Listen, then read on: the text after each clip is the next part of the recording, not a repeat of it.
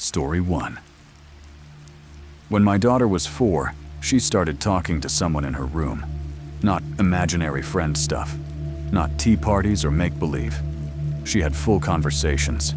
Quiet ones. At night. Her name's Lily. Bright, curious, always a little too grown up for her age. We'd just moved into a new house. Nothing creepy about it. Just a 90s split level on a quiet cul-de-sac. Clean. Safe. Ordinary. At least it seemed that way. Her bedroom had a tall, old wooden wardrobe built into the wall. It wasn't original to the house. It looked older, antique, carved with little flowers and vines. She loved it. Said it was magical. I didn't think anything of it until she started shutting the doors very carefully at bedtime and whispering. "Who are you talking to, honey?" I asked one night. She looked up at me with this serious expression and said, "The lady in the wardrobe." I froze. "Oh," I said, trying to sound casual. "What's her name?" Lily shrugged. "She won't tell me. She says she had her name taken." I tried to laugh it off, but my chest tightened. Kids say weird things, sure. But the way she said it, flat, like she wasn't imagining it, it chilled me. Over the next few weeks, things escalated. I'd hear Lily talking in her room after lights out, sometimes giggling, sometimes whispering. One night I heard her say, "No, I don't want to go with you." Another night, "I'll get in trouble if I open the door." I confronted her gently. "Is the lady still in the wardrobe?" She nodded. She says it's not as dark in there as it used to be. That night, I checked the wardrobe myself, flashlight and all. Nothing. Just coats, toys, and a few of her dresses. I told her the lady wasn't real. Lily got upset. Not tantrum upset. Afraid. She said not to say that, she whispered. She said you don't see her because you're not a kid anymore. I stopped checking after that. A month later, Lily came into my room in the middle of the night. Pale, quiet, holding her stuffed rabbit. "She's mad at me," she said. "Who is, sweetie?" "The lady. She says I told on her." I pulled her into bed with me, brushing it off again, trying not to feed the fear. She clung to me all night. The next morning, I found her wardrobe doors wide open. Lily swore she didn't open them. I believed her. We started keeping them shut with duct tape.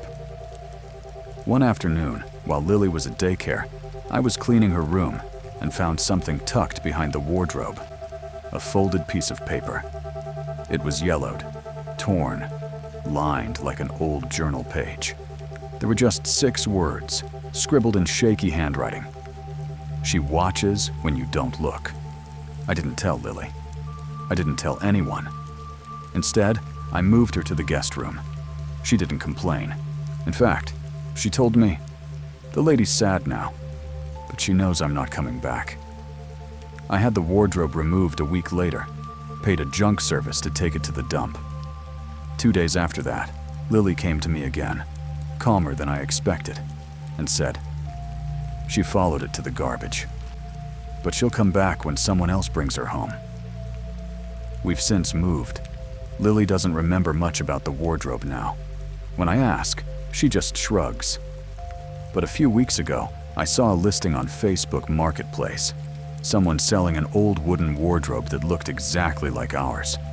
The description read, "Antique, original piece, very detailed. Has a weird smell inside, but kids seem to love it." I didn't click the message button, but I should have reported it. Story 2. This happened last year, when my nephew Jacob came to stay with me for a few weeks. He was 5 years old at the time. One of those bright, curious kids who narrates everything he's doing and asks why after every sentence. My sister had to leave the country unexpectedly for a family emergency, and since I lived alone and worked remotely, I volunteered to take care of him. I'll be honest, I thought it would be easy. A few bedtime stories, mac and cheese, some weekend cartoons, just uncle stuff. And for the first few days, it was exactly that. But then came night 5. I woke up around 3 a.m. At first, I thought it was just a car door outside, or the wind. Then I realized it was coming from inside the house. Whispering. Faint. Soft. Like someone trying not to wake anyone up. My first instinct was that Jacob was talking in his sleep. I got up, walked toward his room. But the moment I stepped into the hallway, the whispering stopped. I peeked in. He was lying under the blanket, completely still, facing the wall. I whispered, "Jacob?" He didn't respond. Just as I turned to leave, he spoke. Calm. Flat. He told me to be quiet. I turned back. "Who did?" Long pause. Then he said, "The boy who lives in the wall." The next morning at breakfast, I asked about it. He just blinked and shook his head. Said he didn't remember. I figured it was a dream. 5-year-olds say creepy stuff all the time, right? But a couple of nights later, it happened again. This time, I found him sitting upright in bed, staring at the far corner of the room. His hands were folded in his lap. No blanket, just stillness. "Jacob?" I asked, walking slowly toward him. He turned his head to look at me. No fear in his face at all. Just a calm, innocent smile. "He says your hiding spot isn't good," he said. "What hiding spot?" "He says he can still smell the metal." Then, like he was repeating something word for word, "He told me where you hid the knife." Now that freaked me out, because I do have a knife hidden in my apartment. It's just something I started doing a few years ago, a habit born from living alone in a big city. I kept a sharp kitchen knife taped behind the radiator in the kitchen, tucked in a magnetic sheath. Nobody knew about it. Not my sister. Not my friends. I remember standing there, frozen, trying to play it cool. "Did you go into the kitchen, buddy?" He shook his head. Number Lucas told me. I felt a chill run down my arms. I texted my sister the next day, asked if he'd been watching anything creepy. YouTube, scary games, ghost stories. She told me no. Jacob wasn't even allowed to use a tablet without supervision. I told myself it was just coincidence, a weird fluke. Maybe he'd seen me hide the knife and I just didn't notice. Then the tapping started. 3 knocks, slow, measured, always at night. Sometimes on the walls, sometimes under the bed. I'd jump up, check his room. He'd be asleep every time. Until one night, I walked in and found him talking to the closet.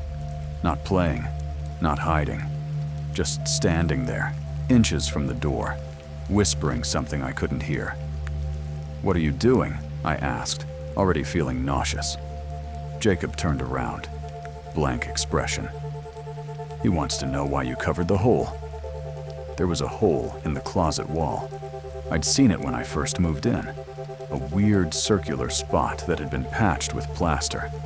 I assumed it was from old wiring, or maybe a rodent repair. Never touched it. I didn't sleep that night. The next morning, I peeled the plaster off. Behind it was a small hollow between the walls, just enough space for a small box or a few objects. Inside, I found a shoebox wrapped in a crumbling cloth.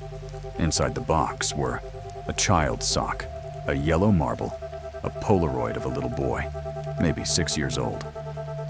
On the back of the photo, Lucas, May 1998. No last name, no address, just that.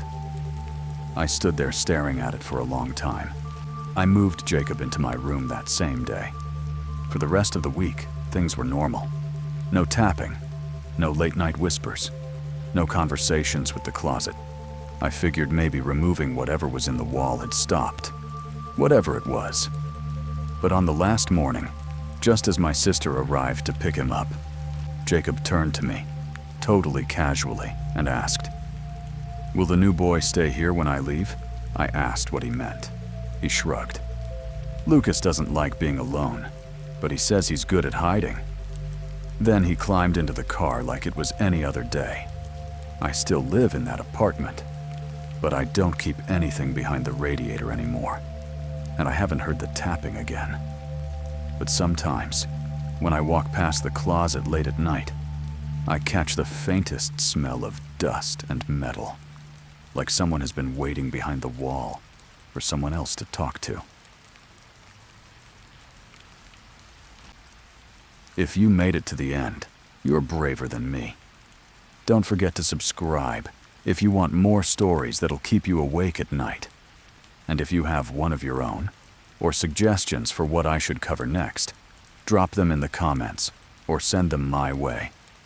You know where to find me.